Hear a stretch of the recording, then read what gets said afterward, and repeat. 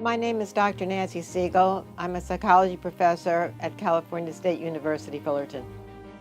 What got me into twin research initially is that I am a fraternal twin and always fascinated with the similarities and differences, mostly differences that my sister and I have.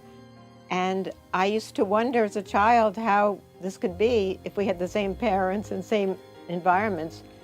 And when I began to study psychology at the high school and graduate school level, I learned about genetics and how we all come into the world with predispositions of our own, and that explained why my sister and I were so very, very different. Well, I spent many years at the Minnesota Study of Twins Raised Apart looking at identical and fraternal twins who've been separated at birth. It's very important to include the fraternals because they're the natural control group. And let's think about the differences between those twins before looking at the insights. Identical twins share all their genes, having split from a single fertilized egg within the first 2 weeks after conception. Fraternal twins share half the genes on average. They result when a woman releases 2 eggs at the same time, and they're fertilized by 2 separate sperm. So they have 50% of their genes in common on average, like ordinary siblings. Comparing resemblance in identical twins to fraternal twins gives us a handle on whether or not genetics has an effect. It would if identical twins are more alike than fraternals, and they invariably are. Studying twins gives us enormous insights into how we come to be the way that we are. Twin studies are a natural model. We're looking at genetic and environmental influence on behavior, and what we are finding is that many more behaviors than we ever would have thought do have a genetic component to them. Genetics is not everything, but it does explain a great deal of why we differ one person to another. Well, let's start with looking at genetic influences on physical traits. We find that height and weight have substantial genetic components. We find that general intelligence has a substantial genetic component, a little bit less than some of the physical traits like height and weight and brain waves, but nevertheless a substantial genetic component, as does special mental abilities. And then we drop down a bit when we get to job satisfaction. Probably the most surprising findings in the last 20 years or so have been that things like religiosity, how much you invest in religious activities and interests, and political attitudes and social attitudes have a genetic component to them. It's very important to appreciate that genes do not work in deterministic ways.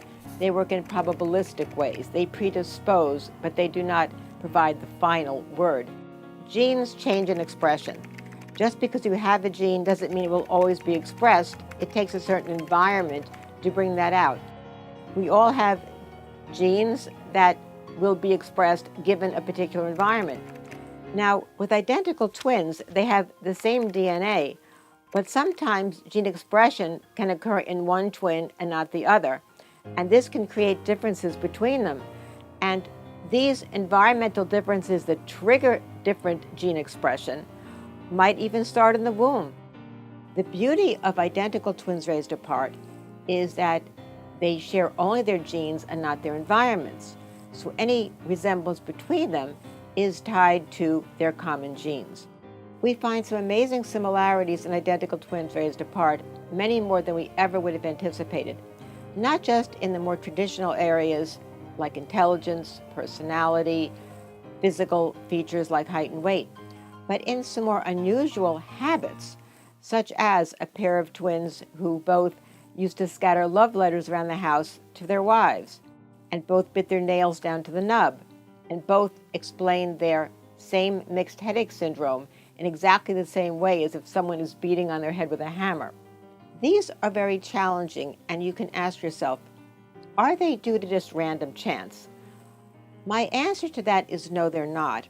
And the rarer they are, the more I believe it's somehow tied to their genes and the way the genes interact with their environments to produce these kinds of unusual similarities. I think that the people who find it challenging or even disturbing are those who don't fully understand the process. They think that genes work in deterministic ways when in fact they work in probabilistic ways. And so it doesn't mean that we're set in stone, that we can't change.